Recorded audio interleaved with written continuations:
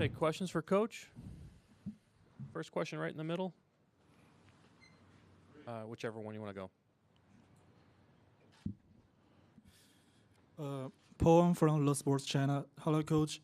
I bet you have seen the video clips of Steve Kerr's comfort-like clipboard smashing. And what's your reaction to that when you see or heard that? I'm sorry, I can't understand. I'm sorry. I bet you have seen the video clip of Steve Kerr's comfort-like clipboard smashing in the game. Oh, when he knocked the clipboard out. Yeah. Oh, yeah, I'm sorry, yes. What's your reaction to that when you see or heard that? Oh, just, something went wrong that he was unhappy about. But that's what coaching's all about, being intense and being engaged and being into the game. And it must have been something that he didn't like for him to break a clipboard like that. Pretty strong guy. Ty, how have you guys used the couple of days off here in between games? And do you feel like it's been productive? Been very productive. Just watching film, just going over the things we need to get better at. We did some good things last game, but some things we need to clean up to get better at, and try to take away their easy baskets. They're going to score points. They're a great team, but we can't gift them baskets. Dave? Ty, Dave McBenwin, ESPN. Kyrie had an aggressive game one, but at some point, did you feel like he got into a bit of a one-on-one game with Steph Curry? And how do you balance the wanting him to be aggressive but also wanting him to stay part of the team? Well, we talked about it yesterday, and we want Kyrie to be aggressive, but it has to be sharp, quick attacks. You can't dribble for 8 or 9 seconds, and we had that discussion, and he understands that. But we need him to score the basketball. We need him to be aggressive. And if there's one guy that can go one-on-one on the perimeter, it is Kyrie, because he's very special. Outside taking advantage of mismatches in the post with Kevin and with LeBron, Kyrie is the one guy that we have can break guys down off the dribble. So it's going to be a fine line, but he has to be quicker on the attack rather than letting them load up and then trying to go 4, 5, 6 seconds, and then they loading up their defense, and then he's trying to attack. So it has to be a little faster. Last row in the center. Dave Schilling from The Guardian. What are you working on this week, today, to limit turnovers, because it's been such an issue for you in game one? Is it the Warriors that are causing too many turnovers, or are you seeing it being more mental lapses for your team? I mean, turnovers is part of the game. I like aggressive turnovers when we're trying to go to the basket. And they had about 5 or 6 strip downs that they got, swipe downs when we went to the basket. So those are aggressive turnovers when you're trying to get to the basket. We just can't have the cross-court, silly passes or, shot clock violations, things like that. But throughout the course of the game, they're a good defensive team. They're active. They're long. They're going to get their hands on balls. So, I just like the aggressive turnovers rather than the passive ones. Emilio in third row. Emilio Perez, Top Deportes. Coach, how much of a challenge it's to maintain your team focus on your game plan and try to not make the mistakes you make in game one? Do you need to be more vocal, or guys like Kyrie, Kevin, and LeBron need to be more vocal on the floor?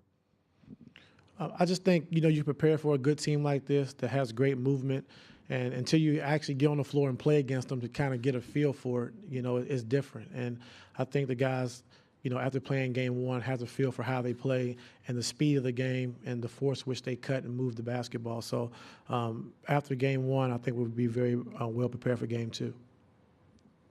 Chris, over here on this side.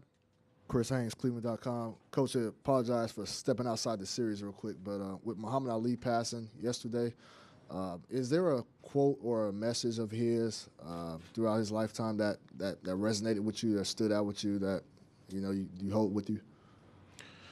Muhammad Ali in my household meant a lot, especially to my grandfather. And that was, the first guy that I idolized growing up was Muhammad Ali. It's a quote that my grandfather taught me a long time ago. It's been a long time ago, so bear with me. Impossible is a big word thrown around by small men who live in the world they've been given. Rather than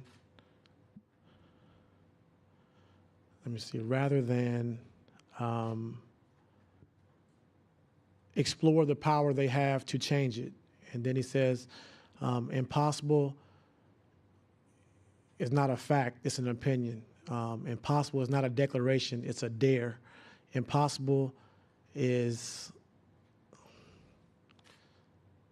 man, it's been so long ago, but it was a quote that's always stuck with me, for my life. And my grandpa, he embedded that in me. Muhammad Ali was everything to him, and I grew up watching Muhammad Ali my whole life. So I'm sorry about the quote, but it went like that. But I was I was a young kid, and that's kind of how I live my life, because I've been underrated my whole life, and I've been saying I couldn't achieve this, couldn't do that, and Muhammad Ali was a big reason why I was able to achieve so much in my life. And just knowing what he's done for this country, of fighting for human rights, not just black rights, but human rights, and making every kid feel they had a chance to be something special. And he really meant a lot to me, and I was honored and had the privilege to meet him a few times, and it just meant the world to me.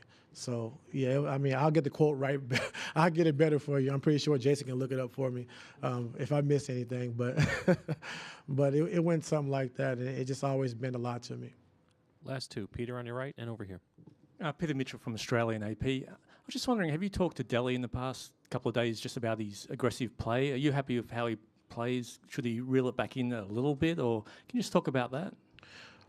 Well, when Delhi plays, they put a big guy on him. They put Iguodala on him. They put Livingston on him to try to speed him up. And just told Delhi, just slow down, just run the offense. And I know with bigger guys trying to defend you, it is tough, because I was a small guard and they put bigger guys on me. It was tough, but Delhi's been great. We know he's going to get you can get fight from Delhi. He's going to defensively, he's going to be great.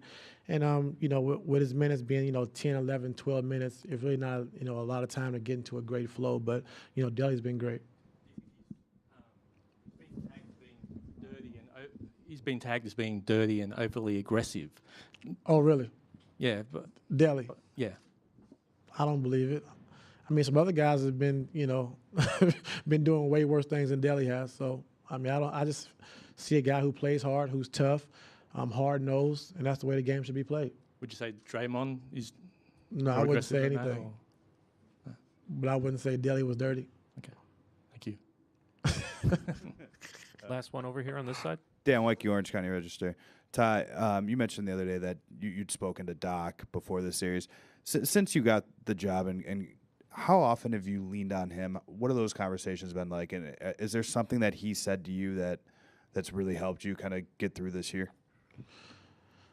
Well, I talk to Doc a lot, probably too much, but he's just always been there for me, just going through tough times this season, and going throughout the playoffs, and after game one, we've talked a few times, and just being positive, and just some things that he's seen that we can do a little different, and I always lean on him to talk basketball, to help me with certain situations, and he's been there for me, but I can't give away my secrets. Thanks, Coach. Yeah.